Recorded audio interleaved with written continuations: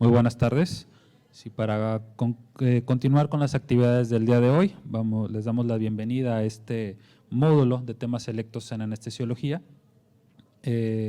donde estará a cargo de dos anestesiólogos que están adscritos a la unidad. Primeramente me congratula en presentar al doctor Salvador Alvarado Ramos. Él es médico cirujano y partero por la Universidad Autónoma de Nuevo León, especialista en anestesiología por el Instituto Tecnológico de Estudios Superiores de Monterrey. Está certificado por el Consejo Mexicano de Anestesiología, también posee un doctorado en Ciencias Clínicas por el Instituto Tecnológico de Estudios Superiores de Monterrey. Posee un diplomado en profesionalización docente por el IMSS, también es profesor en Estadística y Metodología en el posgrado de Anestesiología del Programa de Residencias Médicas del Sistema Multicéntrico y TecSalud, y actualmente también forma parte del personal adscrito al Departamento de Anestesiología. Nuevamente, el doctor Alvarado Ramos, le damos la bienvenida, que nos se presentará una introducción de lo que se revisará en este módulo. Adelante.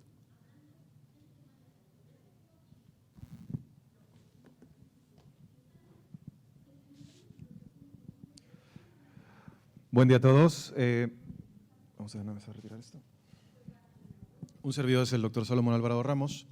De entrada, pues muchas gracias por la invitación para dar este tema. Y primero, unas palabras antes de empezar el bloque. El manejo de la hemorragia obstétrica no es algo sencillo, no es algo que se resuelva con una sola intervención. Y en colaboración con los doctores de ginecología, el Departamento de Anestesia desde pues ya bastante tiempo ha tenido avances en el tratamiento de estas pacientes. Por ahí del 2010 y 2011 empezó a existir un aumento en la cantidad de pacientes que tenían esta situación de hemorragia obstétrica, en parte por las anomalías de placentación que se presentaban y por otro lado el aumento de la complejidad por las pacientes que eran referidas a nuestro centro. Entonces se inició con el proyecto de embarazo de alto riesgo y por parte de anestesia se inició con el proyecto del ERI de anestesia y posteriormente se empezó a dar bastante formalidad y estructura a la manera en que se trataban los pacientes. Las sesiones de hoy tratan de agrupar el estado de investigación y expertise que se tiene en el área con un panorama del tratamiento, el área de hemodinamia y el área de monitoreo de la coagulación. Y es una situación en la cual crecemos de tres formas: académica, experiencia clínica, pero también una experiencia social, al vernos involucrados con la vida de las personas con las que estamos trabajando. Y pues la ponente que sigue a continuación es la maestra doctora María del Rosario López Gutiérrez. Ella es egresada de la Facultad de Medicina de la Autónoma de Nuevo León, la especialidad también ahí en el Hospital Universitario por parte de la Autónoma de Nuevo León, certificada por el Consejo Mexicano de Anestesiología, tiene su especialidad en Clínica del Dolor.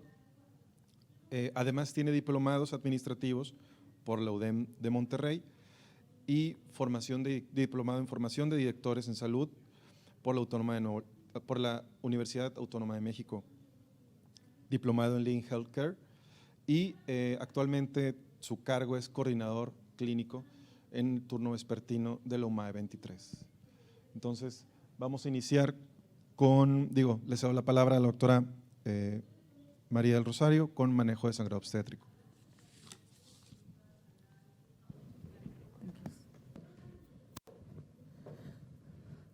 Sí, buenas tardes.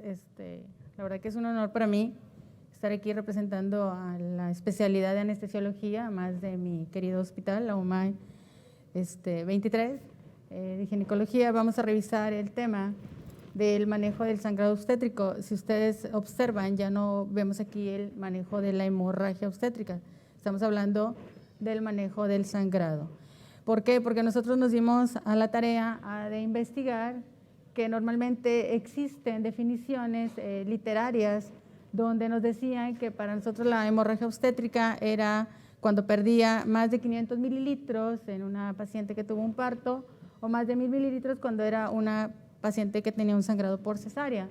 Después todos manejábamos esto, pero no sabíamos que existía la hemorragia masiva y que la hemorragia masiva era la que nos causaba problemas de inestabilidad en nuestra paciente, inclusive nos causaba problemas en cuestiones principalmente de coagulación.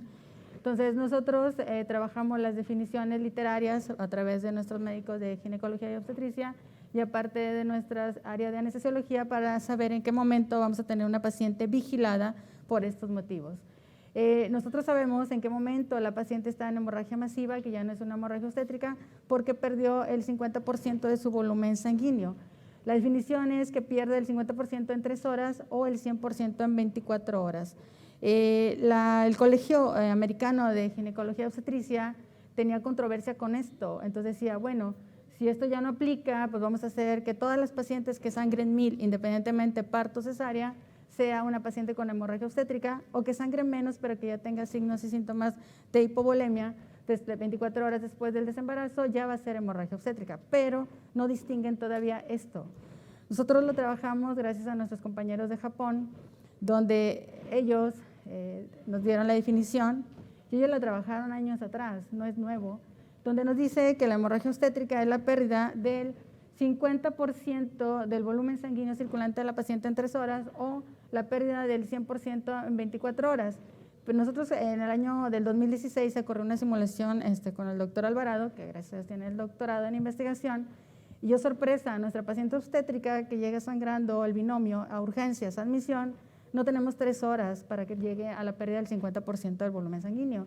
Tenemos 10 minutos para que una paciente, esta es una paciente ejemplo de un IMC menos de 30, que tiene un volumen sanguíneo circulante total de 6 litros, 10 minutos ya la tenemos nosotros en la pérdida del 50%. Entonces nosotros, esto era preocupante porque los inicios de nosotros nos apegamos a la guía europea que decía del manejo de la hemorragia del sangrado, no obstétrico, es un sangrado en shock trauma, que decía que tú tomaras acciones cada 30 minutos. La realidad es que con esto nosotros observamos que no podemos esperar 30 minutos, la paciente se nos complicaba severamente. Lo importante de saber en qué momento está la paciente en hemorragia masiva, ya no en hemorragia obstétrica, depende.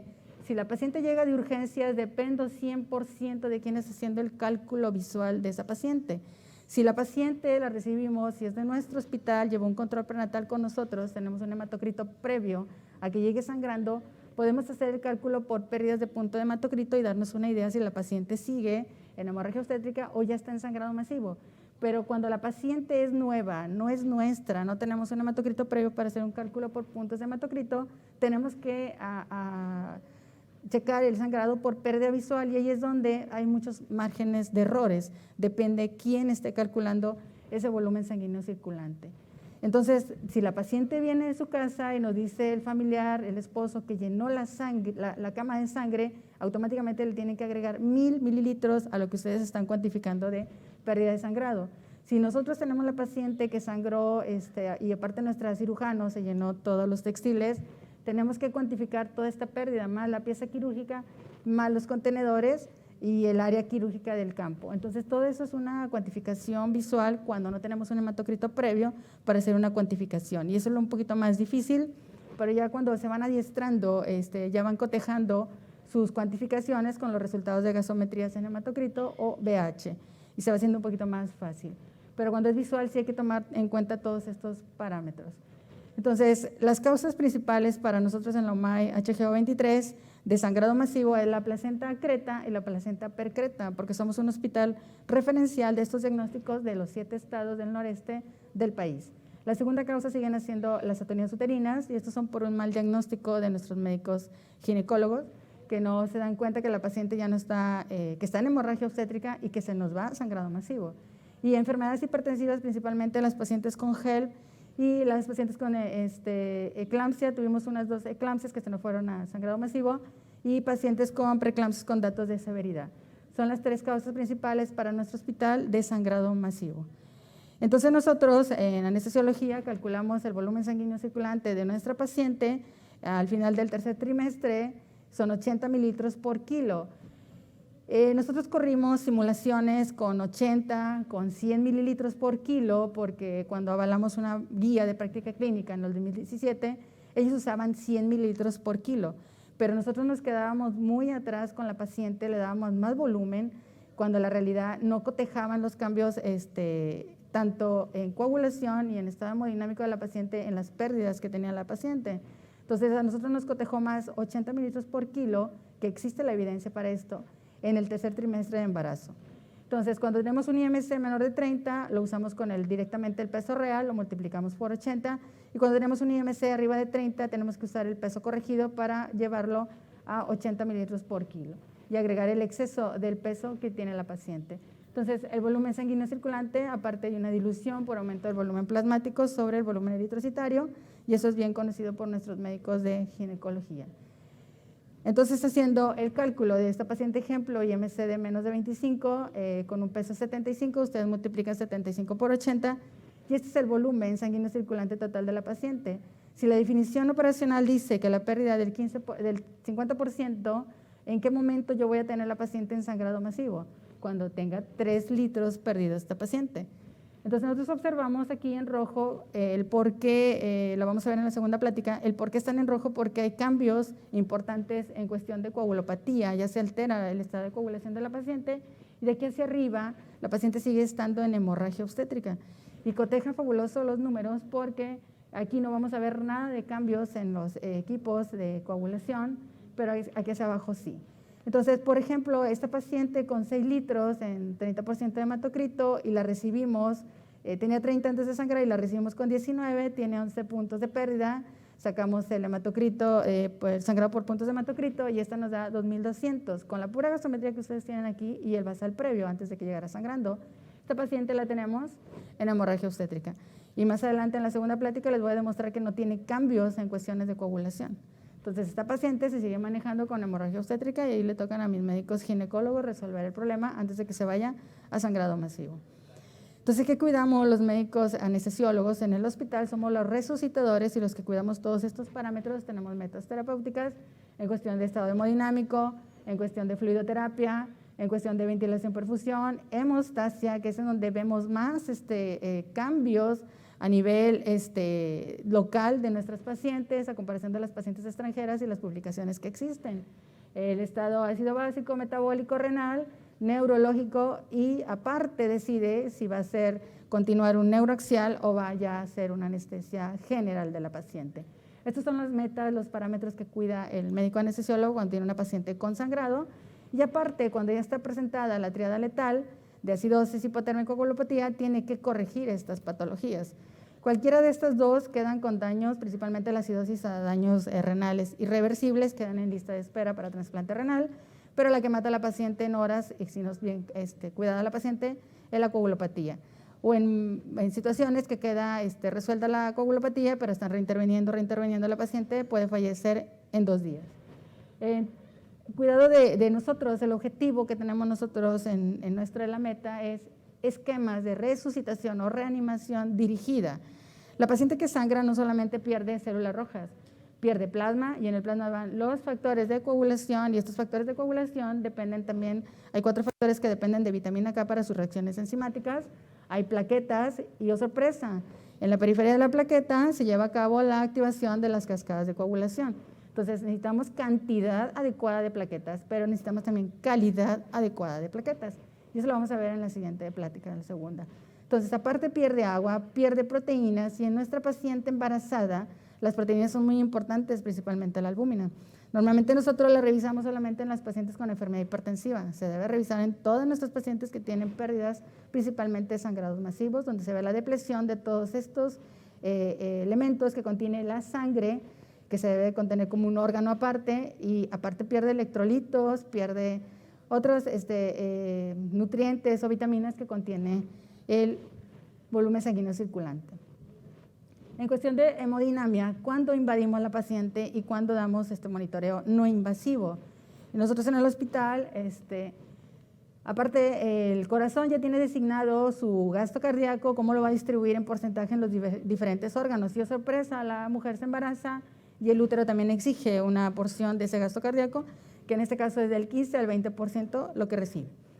Entonces nosotros nos dimos a la tarea de revisar el estado hemodinámico de las pacientes. Todos esos parámetros obtuvimos nosotros de las pacientes monitorizadas, sanas, para placentas acretas y percretas.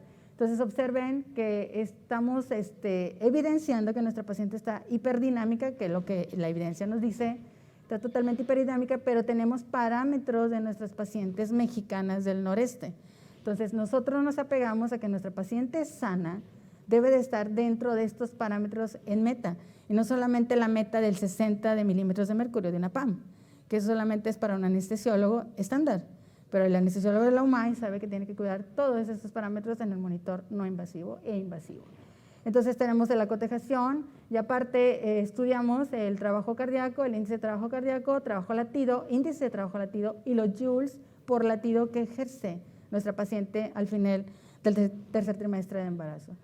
Fabuloso porque no había nada en la existencia de la literatura a nivel mundial. Entonces, no invadimos cuando el sangrado es menos del 50% de pérdida de volumen sanguíneo circulante. Totalmente un monitoreo no invasivo es adecuado para la paciente, con todos sus parámetros en el monitor, y vigilar el índice de shock. El índice de shock en nuestra paciente embarazada al final del tercer trimestre es de 0.9. Para esto, en la clasificación de shock general, tu paciente, por los puros cambios fisiológicos, ya la tienes tú en shock clase 1. Entonces, la paciente para nosotros va a estar chocada en realidad cuando tenga un índice de shock arriba de 1, pero la realidad es que la paciente la tenemos chocada por los puros cambios fisiológicos. ¿Cómo se van a dar cuenta ustedes? El simple hecho que la frecuencia cardíaca sea mayor que la presión sistólica, tu paciente está chocada, pero tú aquí la ves totalmente normal y aquí podemos hacer un sesgo, que la paciente se despertó, que la paciente le duele, que la paciente tiene una incomodidad, y tú le das una causa a esta taquicardia cuando la realidad la paciente te está avisando que se está chocando.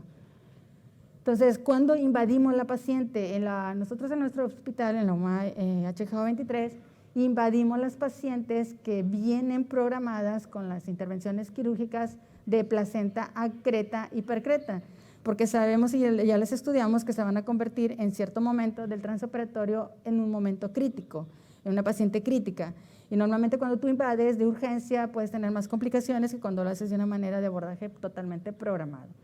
Está indicado en todas las pacientes con hemorragia obstétrica del 40% de su pérdida y que sigue sangrando, que todavía mi ginecólogo dice, no he controlado el sangrado, sigue sangrando, entonces hay que invadir la paciente.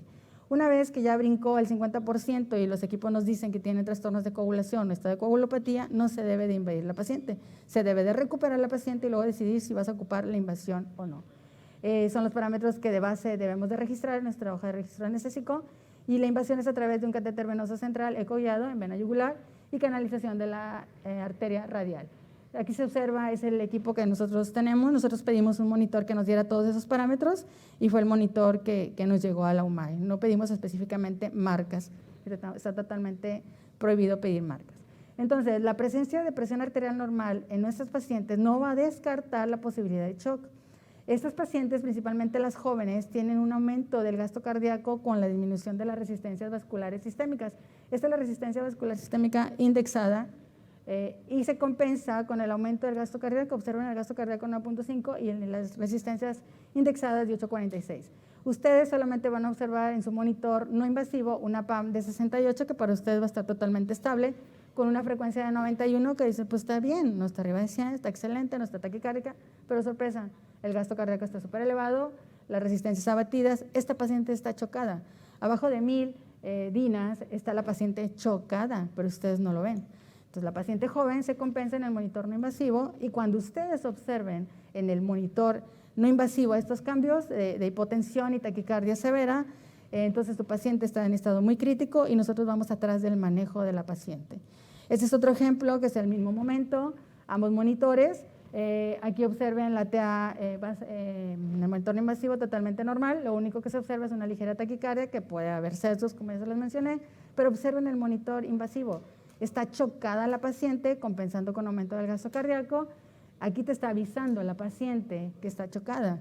Entonces es muy importante que ustedes lo observen, el monitor las máquinas avanzadas que tenemos nosotros en el hospital, el mínimo tiempo que podemos tener son 3 minutos. En esos 3 minutos pueden pasar muchas cosas y este monitor es totalmente continuo, la monitorización de nuestros pacientes, y aparte se queda grabado en un USB.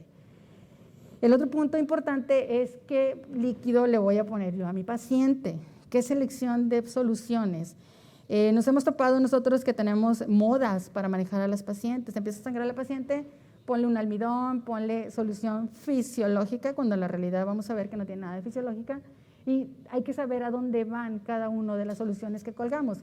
Se deben de manejar como medicamentos y debemos de tener nosotros a dónde van a ir distribuidos. El coloide es el que va al 100% al intravascular, donde nosotros ocupamos en una paciente con sangrado, principalmente paciente con sangrado crítico, donde estén las soluciones que administramos.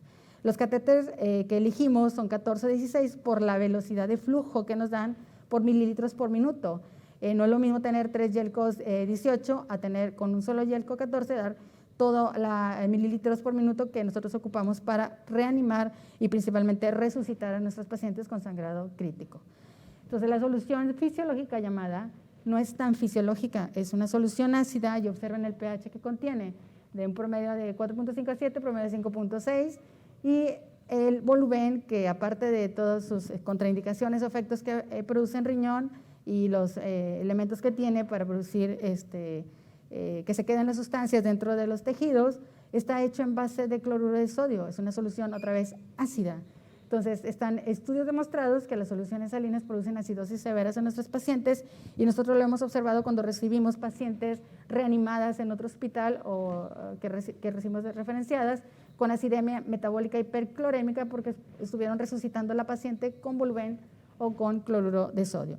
Y esos pacientes pueden tener en riesgo de quedar con daño renal. Lo otro importante es de que nos acordemos que las presiones coloidosmóticas normal en una paciente no embarazada es de 25, y que en la embarazada disminuye un 14%, el promedio que debe tener mi paciente al final del embarazo es 21.5. El doctor Briones en México estudió pacientes mexicanas donde nos dice que cuando esta presión coloidosmótica baja a 17 milímetros de mercurio ya hay fuga capilar. Entonces ya no se mantiene en equilibrio las funciones de la ecuación de Starling-Lendix para medir la presión, mantener estabilidad entre la presión oscótica y la presión hidrostática, y se fugan los líquidos dentro del vaso que nosotros queremos intravascular, se van a los espacios extravasculares, dañando y edematizando, inundando los tejidos subyacentes. Entonces, está demostrado desde el 2013 que la albúmina al 4% disminuye la mortalidad comparada con otras soluciones. Es una paciente que sangró, que se depletaron las proteínas totales, están en 2, la albúmina está en 1.3, y si ustedes calculan, la presión coloidosmótica está por los suelos en menos de 15 milímetros de mercurio. Aparte, en la ventilación-perfusión, cuidamos que la respiración se mantenga aeróbica. Nosotros hacemos una respiración aeróbica a través de glucosa más agua, se convierte en productos finales de CO2, H2O y energía a través de moléculas de ATP. Cuando esto se obstruye y prevalece la glucólisis anaeróbica, hay metabolismo a través de la glucosa y solamente generan 2 moléculas de energía, a diferencia de 36-38, y aparte nos convierte en un estado ácido láctico, el organismo se vuelve ácido. Entonces, si nosotros no cuidamos esta ventilación-perfusión, comprometemos. Cualquier situación o condición que comprometa el consumo de oxígeno a las células, vamos a tener una paciente en estado de shock. Entonces, el valor del hematocrito es un valor indirecto de la capacidad de transporte de oxígeno. El único que transporta oxígeno en nuestro organismo es el eritrocito, y estos son los mililitros que transporta.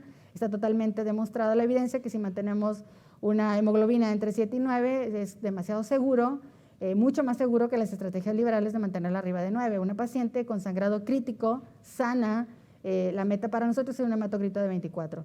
Si es una paciente cardiópata, el hematocrito es de menos de 30, si es una paciente asmática o problemas pulmonares, arriba de 35, y si es una paciente con insuficiencia renal aguda, renal crónica, perdón, debe ser de 21. El valor crítico en paciente sana es el 21. Abajo de 21 tú estás arriesgando que esa paciente tenga hipoxia tisular. Aparte tenemos marcadores de perfusión tisular que podemos nosotros revisar en nuestras gasometrías, como son el lactato y la saturación venosa central. Y la meta del exceso de base porque te da una visión de que a la paciente le falta volumen, no nada más que la hemoglobina tenga pescada el oxígeno, sin el eritrocito pescado el oxígeno, sino que el gasto cardíaco, la perfusión, llegue a los tejidos, no nada más es una cosa u otra. Si las dos están comprometidas, nuestra paciente va a salir con marcador de perfusión por bajas metas.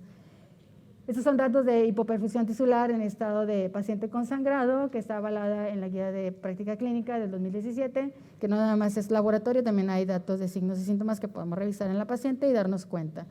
El momento que sangra la paciente pedimos puros paquetes globulares, porque tenemos la idea que pierde puros eritrocitos. La realidad es que si ustedes administran a una paciente sangre almacenada, tiene un quelante del calcio, y el calcio se considera uno de los factores de coagulación, y al no tener calcio circulando, vamos a tener un círculo vicioso con alteraciones de coagulación y vamos a persistir en la triada letal.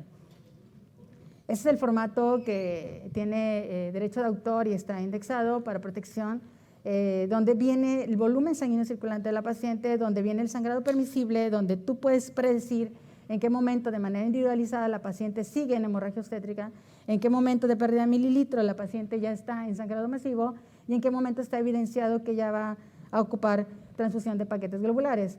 Esto para que nosotros tengamos una transfusión dirigida y no hacer transfusiones innecesarias que podamos complicar a nuestros pacientes. En cuestión de gasometría, el estado metabólico son las metas que debemos de tener, las acciones en cuestión cuando salgan alteradas, eso lo manejan nuestros anestesiólogos de manera perfecta y solamente es recordar qué parámetros debemos de tener en las gasometrías.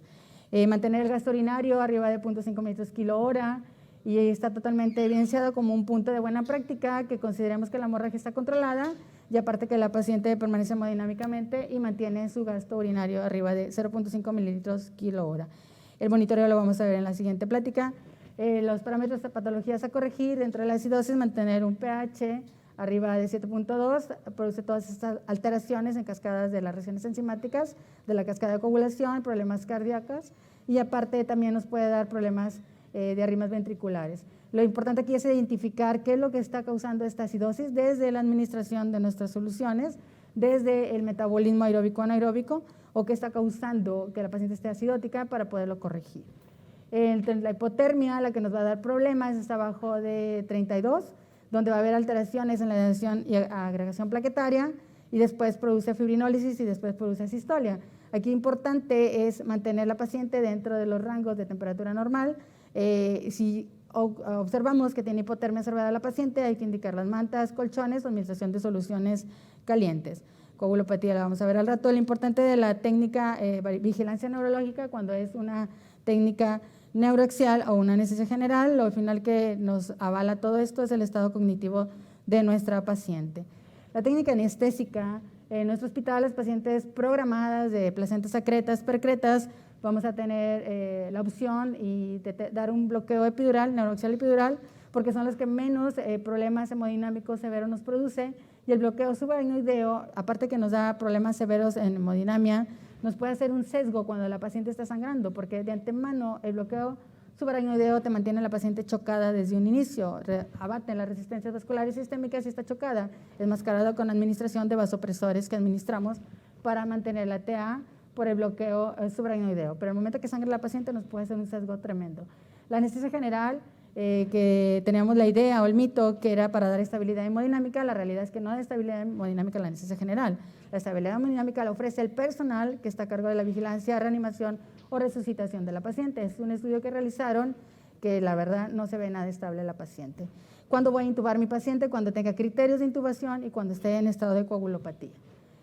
Son los indicadores que a nuestro hospital lo respaldan para ser el excelente en el manejo de las pacientes con sangrado, principalmente sangrados críticos, no hemorragia obstétrica, y estamos con 0 muertes maternas, continuamos con 0 muertes maternas, continuamos con 0 morbilidad, que se lleva una vigilancia posterior de la paciente en una consulta especial para ellas, los días de estancia UCIA y los días de estancia hospital completos, van disminuyendo y ahí están a la par de 3 días como necesaria convencional, y estos son indicadores importantísimos del banco de sangre, el indicador de consumo de sangre paquetes sobre donación, y observan cómo va hacia la baja, y a partir de 2020 nos sobran paquetes globulares que podemos nosotros ofrecer a los hospitales de al lado antes de que se nos caduquen para poderlos utilizar, y nos mantenemos. Y vean la diferencia en cuestión de paquetes, cómo disminuye, y porque están haciendo un tratamiento dirigido cuando realmente se tiene que transfundir la paciente. los ahorros en millones de pesos por el hecho de que la paciente no vaya a la terapia intensiva, la recepción dirigida. Eso es el 2020, 2021, seguimos ahorrando millones de pesos por el simple hecho. Hemos hecho benchmarking con hospitales de complejos privados, aquí Cervecería en Monterrey, Ginequito, Salubridad en La Paz, nuestro hospital HXZ1 en Saltillo, el que acabamos de visitar en Puebla, y también sirve para el servicio social. Y aquí están mis CR de gine y aquí están mis CR de anestesiología, algunos que ya son externos, donde ellos recuperan a la paciente y se sienten súper satisfechos de esto. Detienen transfusiones innecesarias, realizan lo que tienen que realizar y recuperan a la paciente, siendo ginecólogos asesorados a distancia porque conocen todo el manejo de la paciente. Esa es una anestesióloga de nosotros que rotó con nosotros 2 meses en el hospital, que también recuperó a la paciente, súper satisfechos de que la paciente esté viva. Otra paciente que no le creían en Zacatecas, que sangró 5 litros, no le creían, pero la paciente le dijo recuperable. Esta paciente de Tamazunchale. Todas esas pacientes como quiera se tienen que ir a vigilancia, mínimo 24 horas en la unidad de terapia intensiva. A partir hace 2 años, nuestro hospital es una unidad referente en la atención de la hemorragia obstétrica y nos seguimos manteniendo con 0 muertes maternas por esta causa. Esto es pronosticable, predecible, tiene que ser manejo multidisciplinario, no puede ser uno solo.